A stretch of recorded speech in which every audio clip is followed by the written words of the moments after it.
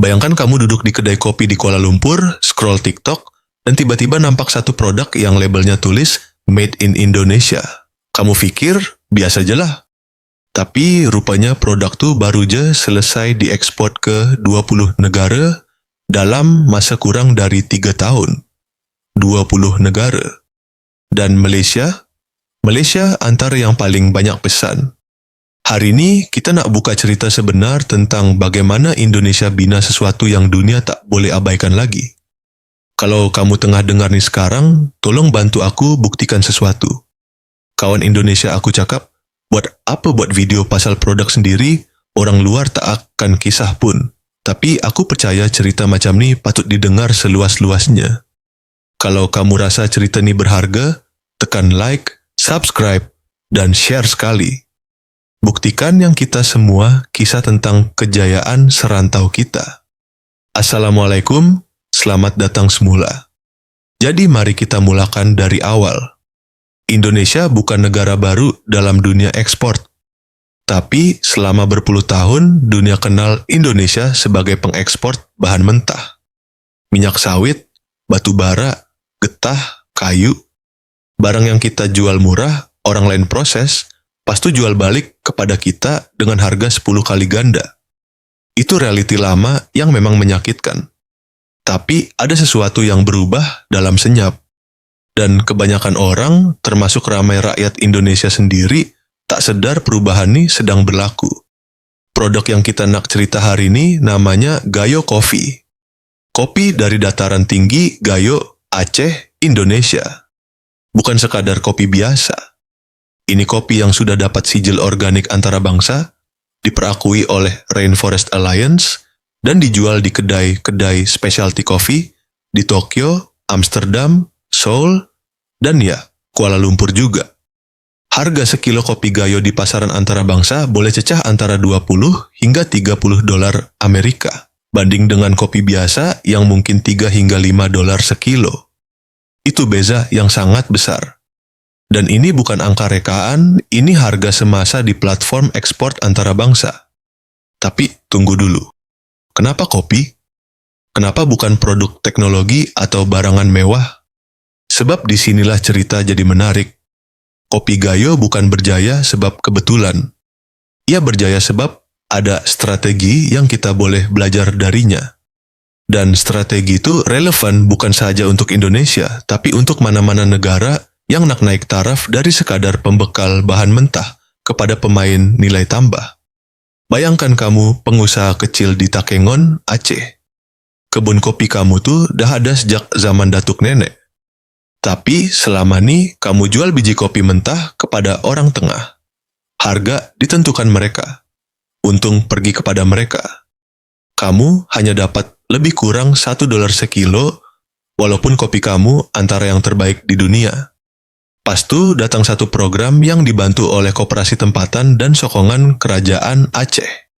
Program ini ajar pengusaha macam kamu cara proses kopi sendiri, cara roast dengan betul, cara pack dengan cantik, dan yang paling penting, cara ceritakan kisah kopi kamu kepada dunia.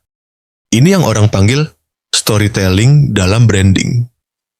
Dan kopi Gayo ada kisah yang sangat kuat untuk diceritakan. Pertama, ketinggian. Ladang kopi Gayo berada pada ketinggian antara 1000 hingga 1500 meter dari paras laut. Ketinggian ini hasilkan biji kopi yang lebih padat, rasa lebih kompleks, keasidan lebih lembut. Bagi pencinta kopi profesional, ini bukan sekadar fakta. Ini adalah janji quality. Kedua, kaedah pemprosesan wet hull atau yang orang Gayo panggil giling basah. Teknik ini unik kepada Sumatera dan ia hasilkan profil rasa yang tak boleh kamu jumpa dari kopi tempat lain. Ada nota tanah, tembakau, coklat gelap. Barista-barista di kafe-kafe mewah di seluruh dunia sanggup bayar premium untuk rasa ini. Ketiga, dan ini yang paling kuat, kisah manusia di sebaliknya. Lebih dari 40.000 keluarga petani di kawasan Gayo bergantung hidup kepada industri kopi ini. Bila kamu beli kopi Gayo, kamu bukan sekadar beli minuman. Kamu sokong sara hidup community. Dan ramai pembeli di negara maju sangat ambil berat tentang perkara macam ini. Gabungkan tiga elemen nih, quality unik, teknik tradisional, dan impact sosial, dan kamu ada produk yang boleh compete di peringkat global. Sekarang mari kita tengok angka sebenar. Indonesia adalah pengeluar kopi ketiga terbesar di dunia selepas Brazil dan Vietnam. Tapi, kopi Gayo secara khusus telah berjaya menembusi pasaran premium yang Vietnam dan Brazil sendiri susah nak masuk. Pada tahun 2023, nilai ekspor kopi Gayo saja dianggarkan melebihi 100 juta dolar Amerika setahun. Ini bukan ekspor negara. Ini satu kawasan kecil di Aceh. Malaysia antara pembeli konsisten. Pengimport kopi spesialty di KL, Pineng, dan Johor Bahru kerap order terus dari koperasi di Aceh. Ada kafe-kafe indie di Bangsar dan Damansara yang bangga tulis Gayo Single Origin dalam menu mereka dan charge 20 hingga 25 ringgit secawan. Dan pelanggan bayar dengan senyum. Kamu rasa familiar tak? Kamu mungkin pernah teguk kopi itu tanpa sadar ia dari Indonesia. Tapi cerita nih bukan hanya pasal kopi. Kopi Gayo adalah contoh satu pola yang sedang berlaku merentasi pelbagai industri di Indonesia. Pola ini ada nama dalam kalangan ekonomis, ia dipanggil premiumization of local products. Dan Indonesia sedang buat ini dengan agresif dalam beberapa sektor sekaligus. Ambil contoh batik. Bukan sekadar batik biasa yang kamu beli di Jalan Masjid India tuh. Batik tulis dari Solo dan Yogyakarta yang dihasilkan dengan tangan secara penuh, sehelai kain boleh ambil masa 3 hingga 6 bulan untuk disiapkan. Harga sehelai batik tulis premium boleh cecah antara 1 juta hingga 10 juta rupiah, atau dalam 600 hingga 6.000 ringgit. Dan ia diekspor ke Jepun, Eropa, Amerika. UNESCO pun dah iktiraf batik sebagai warisan kebudayaan bukan kebendaan milik Indonesia pada tahun 2009. Itu pengiktirafan yang bukan senang nak dapat. Dan Malaysia faham betul betapa bernilainya pengiktirafan macam tu. Kemudian ada tenun ikat dari Nusa Tenggara Timur, ada keris dari Jawa, ada perabot rotan dari Kalimantan yang kini dijual di kedai-kedai furniture premium di Singapura dan Hong Kong. Semua ini produk yang dulunya hanya dikenali secara lokal, kini sedang naik taraf menjadi artisanal exports yang dunia sanggup bayar mahal. Tapi tunggu, ini bukan semuanya cerita manis. Ada sisi lain yang kita kena jujur ceritakan. Tidak semua petani kopi Gayo dapat manfaat sama rata. Masih ada jurang antara pengusaha yang berjaya masuk rantaian ekspor premium dengan mereka yang masih jual kepada orang tengah. Infrastruktur di kawasan pedalaman Aceh masih mencabar. Akses kepada modal dan teknologi tidak saksama. Dan ada cabaran besar lagi, perubahan iklim. Cuaca ekstrem yang makin kerap berlaku mengancam hasil tuayan. Ladang-ladang di ketinggian tinggi mulai merasai kesan perubahan suhu. Ini bukan masalah yang boleh diselesaikan dengan branding semata-mata. Jadi kenapa kita masih kata ini kisah kejayaan? Sebab mereka sedar masalah ini dan sedang bekerja untuk selesaikannya. Ada program adaptasi pertanian yang dijalankan bersama organisasi antarabangsa. Ada kajian saintifik tentang varieti kopi yang lebih tahan cuaca sedang dijalankan. Ada aplikasi mudah alih yang bantu petani pantau harga pasaran secara real time supaya mereka tak lagi bergantung bulat-bulat kepada orang tengah. Ini bukan kerajaan semata-mata yang buat. Ini ekosistem. Petani, koperasi, usahawan muda, NGO, dan kerajaan semua sedang bergerak ke arah yang sama. Dan inilah yang paling menarik untuk kita renungkan bersama. Bila sesebuah negara berjaya create produk yang dunia sanggup cari dan bayar premium, ia bukan sekadar soal ekonomi. Ia mengubah cara dunia pandang negara tuh. Ia mengubah cara rakyat negara tuh pandang diri sendiri.